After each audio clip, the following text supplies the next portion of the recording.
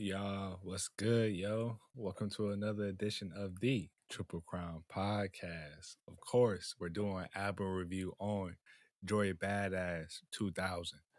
Get your popcorn, get your juice ready. My man Rush, let's get this started. For sure. Brooklyn Stand Up. This Joey Badass third studio album. This is coming after All American Badass, which released in 2017. It was one of his highlights. Also 1990. Both of those albums to me were really classic projects from Joey. So it's been 5 years since All American Badass though, so we haven't heard from Joey in a long time. He had flirted around with the album and released the album trailer on Twitter in May on May 11th. And then initially, the release date for the album was supposed to be on June 17th, but he had some issues with samples clearing. Also, I think this is a little funny. Drake also released Honestly Nevermind. And I think that's kind of what kind of attributed to him releasing it at a later date. So it ended up releasing on July 22nd. And so yeah, it's 14 track album. He released four singles ahead of time. Head High, Where I Belong, Survivor's Guilt, and Zip Codes. Yeah, 14 tracks. Notable producers on here was Mike Will and Static Selector. He really worked with a wide range of producers. He worked with at least about 10 of them on here. So, but the main ones that most people will know is Mike Will and Static Selector. Yes, sir. Yes, sir. And reading through this track list, first of all, man, before I read it off, did anything catch your eye? Yeah. I was interested to see West Side Gun. I immediately knew that was a New York track. You know what I'm saying? I expected something real grimy, dirty from that. And then also seeing JID on here, man. I think JID is a real talented young rapper. So really seeing those two on there really caught my eye initially. All right, bet. So in this track list, we got number one, The Baddest featuring Diddy. Two, Make Me Feel. Three, Where I Belong. Four, Brand New 911 featuring West Side Gun. Number five, Cruise Control. Six, Eulogy. Seven, Zipcodes. Eight, One of Us featuring Larry June. Nine, Welcome Back featuring Capella Gray and Chris Brown. 10, Show Me. 11, Wanna Be Love featuring JID. 12, Head High. 13, Survivor's Guilt. And 14, Written in the Stars.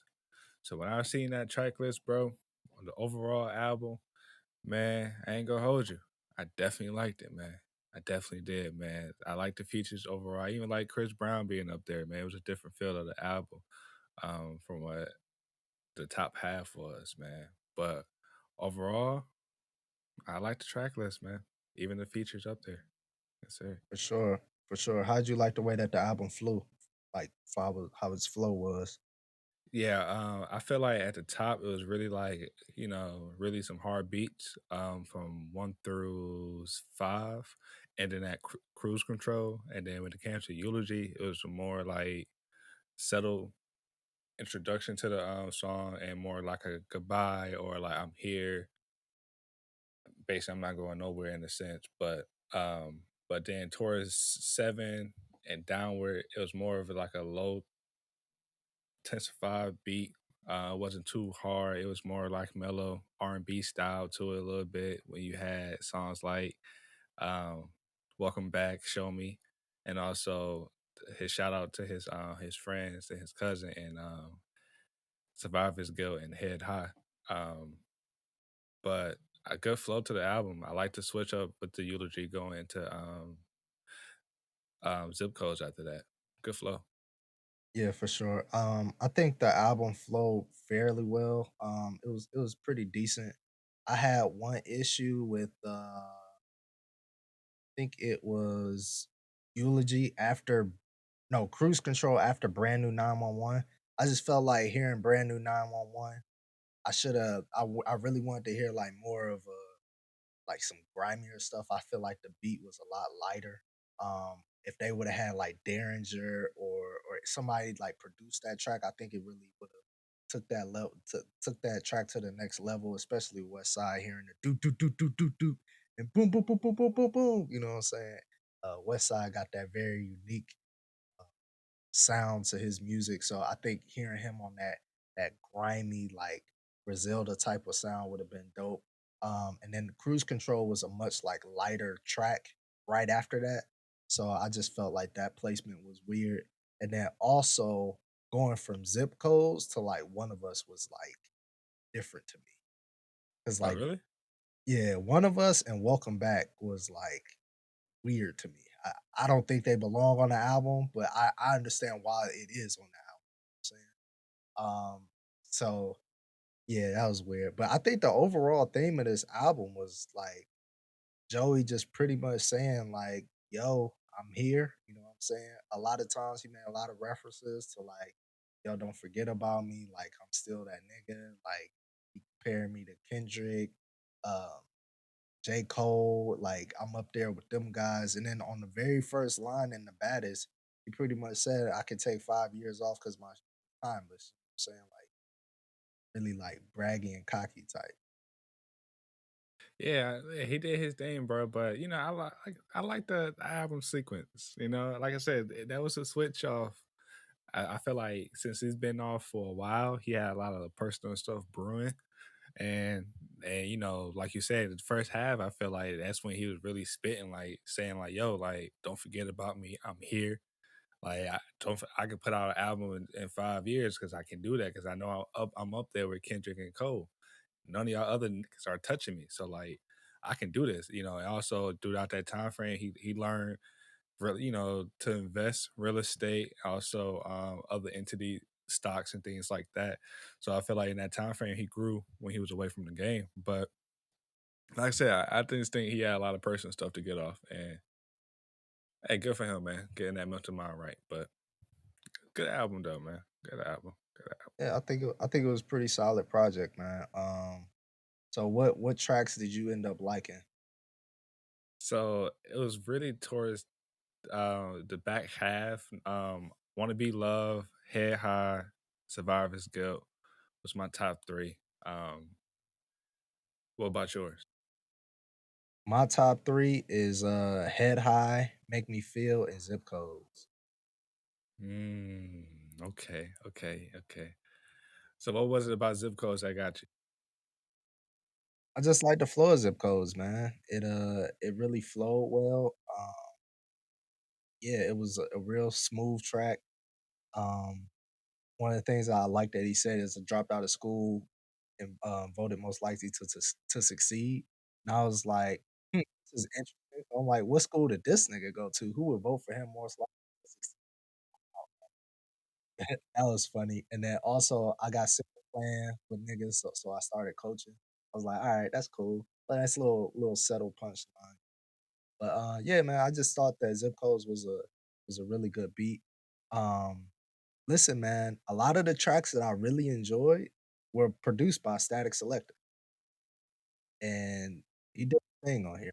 I love Static Selector and Joey Badass together. It's a great collab, man. They should definitely do something. Hey, he said that too, man. He said when he hop on a track, it's always a hit, man. He said it. Yeah, he ain't lying. Why'd you um, like the track that you liked? for me, the first one I liked a lot was Head High. That's when he went back in time, so I'll talk about his friendship with Triple X. Um and he just broke it down, and one of the last times he seen him, it was a touching song from him, putting his emotions out there. But he did his thing on it, man. He had some good bars in there as well too. But also Survivor's Guilt. He talked about his cousin Junior B, and also Capital Steez, or Stez, my fault. But they were both a member of Pro Era. One died in 2014 of a car accident, and the other one died Christmas Eve 2012, suicide. But he just broke it down in those two songs, and though I would have to say those would probably be my top. And then, and Want to Be Loved, JID, he broke down a situation with him and his friend. He served 30 years, got out, and a few, but shot somebody, and he just in that song, people just wishing, or they both were just wishing that we can do better as Black society, as Black men, to get out of this the ways that we are in, our mental health. But you broke it down well, man. But I definitely like the back half of the album more than the top half. For sure. I think Head High is the best, by far the best song on this album. I think it's the best produced track. I think it has like the most bop, most energy, and but yeah, Survivor's Guilt was really good, man.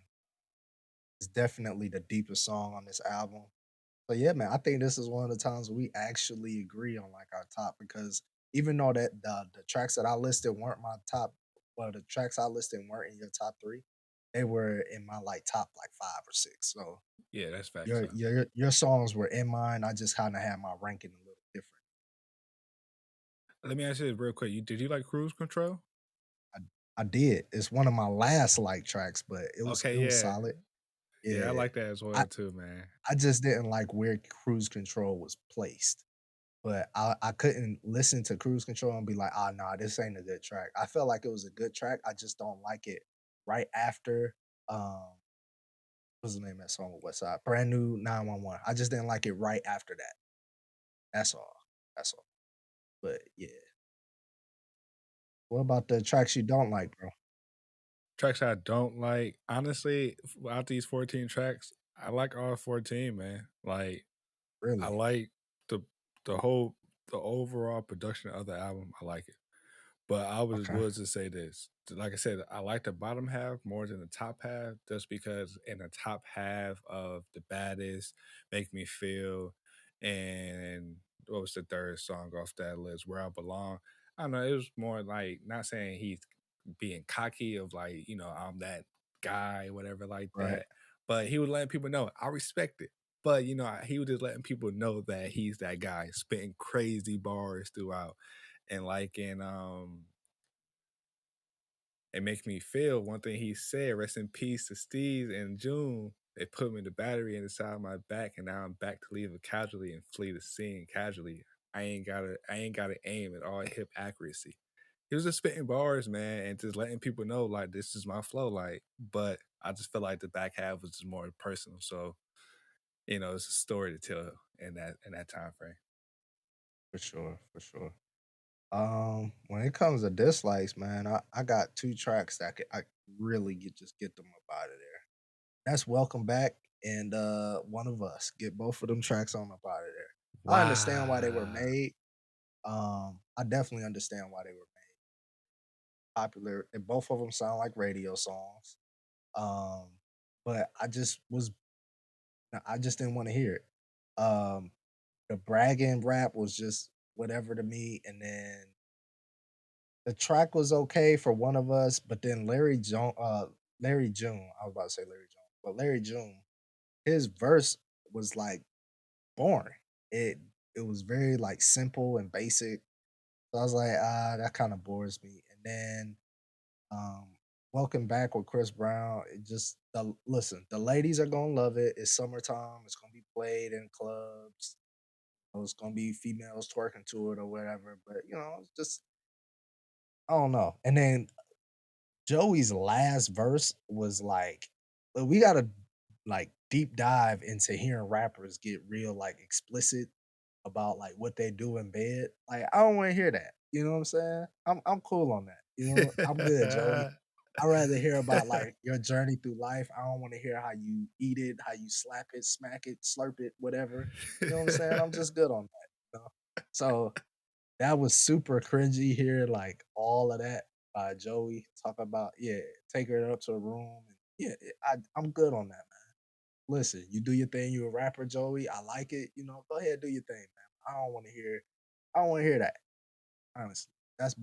That's something that the ladies gonna love, they be like, "Oh my god, this nigga so nasty, ooh," you know what I'm That's saying? They facts. might love that, but I don't wanna hear that shit. Nah, I definitely agree with you, bro. That's why I feel a certain way about R&B artists, But yeah, yeah, it's just not your cup of tea, bro. I definitely feel you, bro. Yeah, yeah. Alright, so what's your stamp on this album, man? It's getting my premium, man. I go ahead. boom, hit that real quick. It definitely get my That's fact. stamp of approval. I think it was a really good project, man. Now, given the fact that how 1999 was and All American Badass was, I wouldn't say I would put this like third because I think those two albums were really, really, really good. But this is a solid project, man. It really is. It's a solid project. What about you, man? Is it getting your stamp? Definitely getting a stamp of approval, man. Premium product, man. Like I said, first half he talked about him and progressing through life. The back half talking more about personal life situations that happened to him, man. He dug deep, being missing for 5 years. Hey, it was worth the wait. Hey, just like Kendrick, right? Dropping classics, Yeah, man. That time yeah, frame, for man. sure. So I see why he compared himself. So hey, Joey, you did your stuff, man. Good stuff, Sure, bro. for sure. How you rating this out of 5 stars, man? 5 stars, I definitely give it a 4. 4? Okay, I'll agree.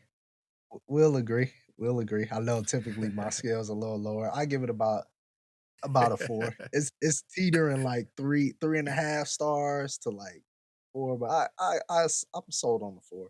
You just get those I 2 bet. tracks up out of there that I didn't like, and it was a really good project. I feel you. Okay. All right. So what are you expecting from Joey going forward? I mean, I'm pretty sure is he going on tour in this time frame? I'm not sure if he's going on tour or not. If so, we'll just throw up the tour date here in the video. But one thing I need from Joey is him and Static Selector to sit down and make a complete project together. That's what I need. I need a Static Selector, Joey Badass project together. All tracks produced by Static Selector. I need that. Um, they How many have been tracks? on fire. About this, I typically say my typical album listen is from around like mm, no more than like 16 tracks. But I love a good album like under 12. So 14, 16 is good for me, but I love an album under 12 because I feel like it's super concise and to the point and it can flow really well. But yeah, man, I need that. I need that Static Selector and Joey Badass, man. All tracks produced by Static. What about you? Okay. Okay. Honestly, man, don't wait another 5 years, man. I ain't gonna hold you, man. Joey had some good stuff. I remember when his second album came out and just waiting for this next one to come out. Didn't expect 5 years from Joey being how young he is in a sense. Yeah, But in the game. But hey, just let me get this next and a couple years, bro. Give me another album in a couple years. I'd be cool with it. But I definitely enjoyed this album though. sure, for sure. For sure. We appreciate you guys listening, man. Make sure you guys like, share, and subscribe all of our page. Make sure you guys support and comment if you have any disagreements, man. Seeing comments, grilling us, excuse me, a little bit about our takes. But yeah, man, it's a Triple Crown podcast. This is Joey Badass 2000 album review, and we are